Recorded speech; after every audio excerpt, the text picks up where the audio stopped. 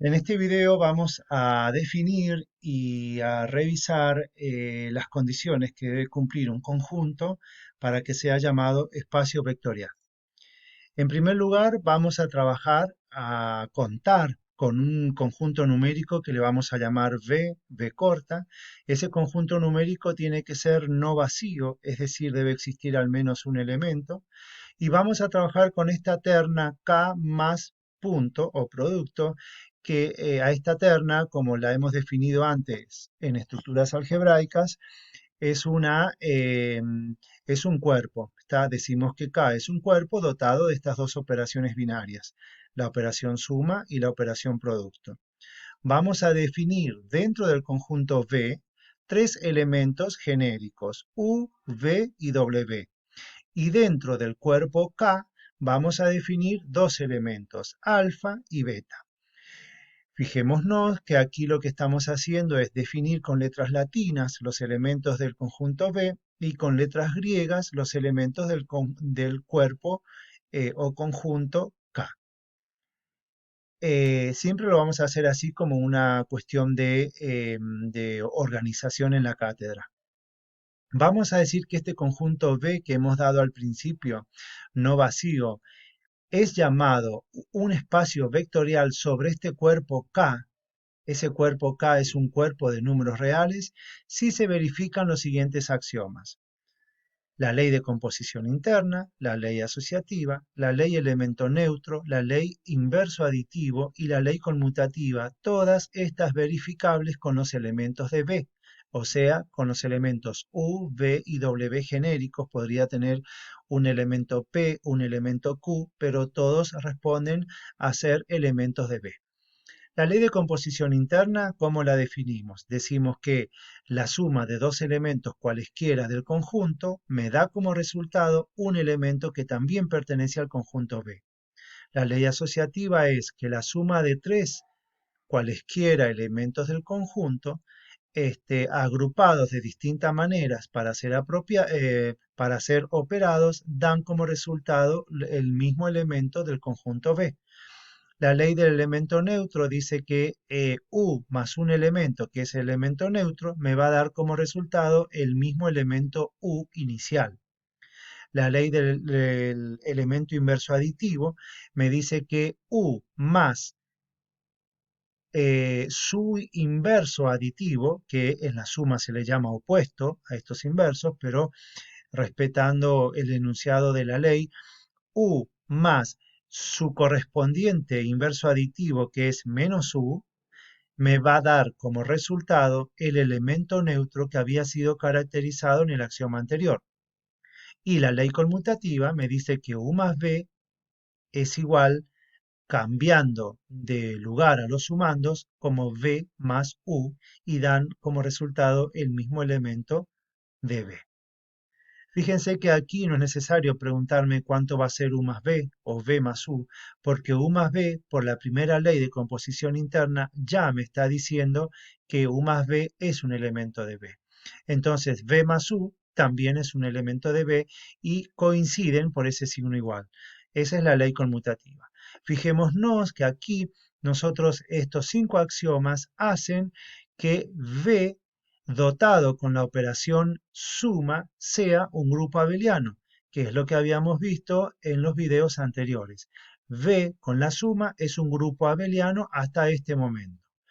En segundo lugar, tenemos otros cinco axiomas que también se deben cumplir simultáneamente a los cinco anteriores.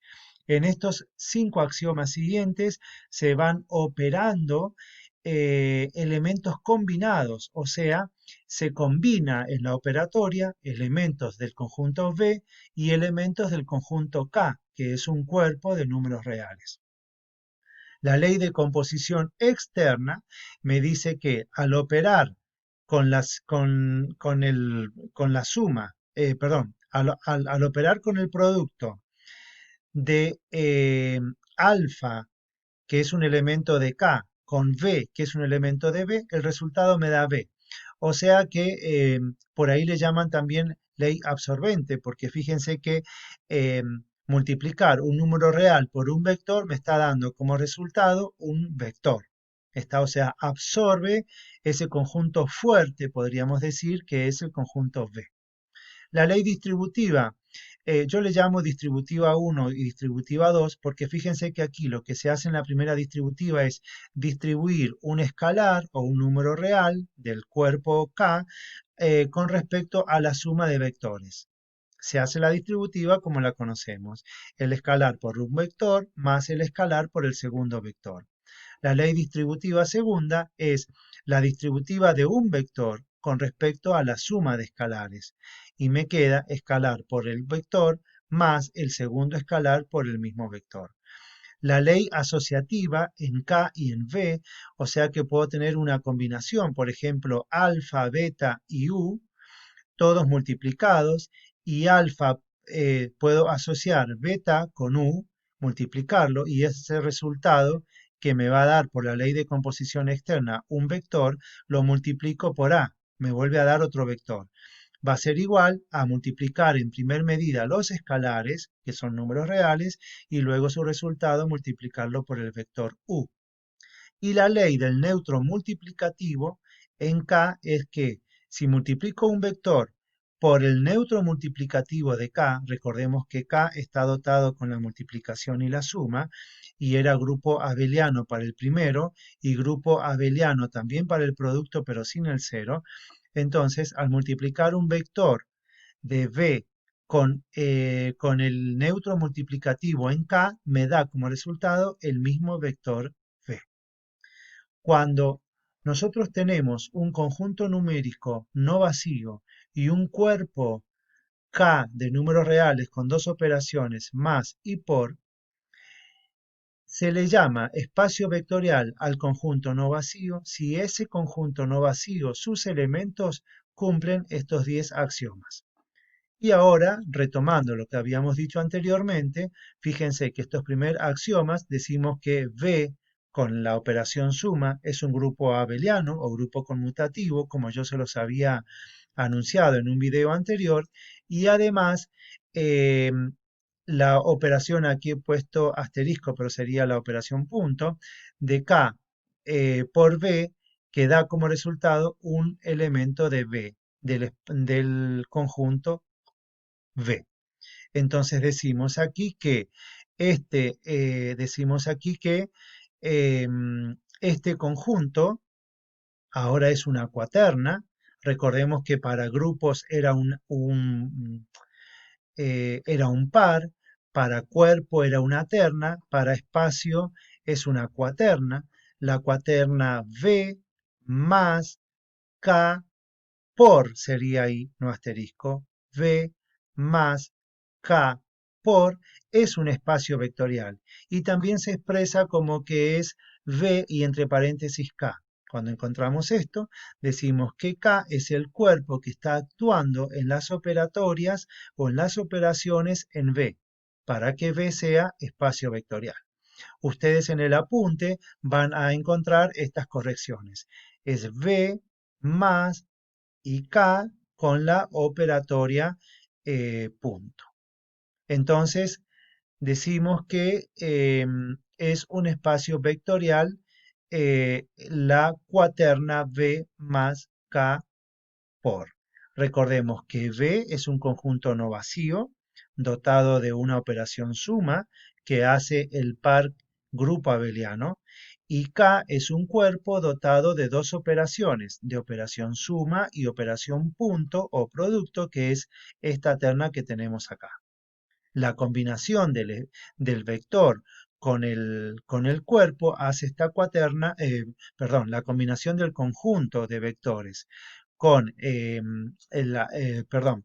la combinación del conjunto que estoy analizando no vacío con la operación que se le asigna, adicionando el cuerpo de los números reales con una operación punto, es espacio vectorial. Ejemplos de espacios vectoriales. Fíjense, tenemos el M sub M por N, estas son las matrices de orden M por N con el cuerpo de los reales. ¿Qué me está indicando esto? Me dice que las matrices de orden M por N las estoy multiplicando y operando con escalares. Recordemos que en estos 5 axiomas los escalares se pueden multiplicar por los vectores o se pueden sumar a sí mismos o se pueden multiplicar a sí mismos y también operarlos con los vectores. Entonces, este conjunto de matrices de orden m por n lo asocio con el conjunto de los números reales, que los reales son un cuerpo. Entonces, el espacio vectorial de las matrices sobre el cuerpo de los reales es un espacio vectorial. ¿Tá? O sea, el conjunto de las matrices sobre el cuerpo de los espacios de los números reales es un espacio vectorial. Bueno, por ejemplo, 1, 2, menos 1, 3 es una matriz.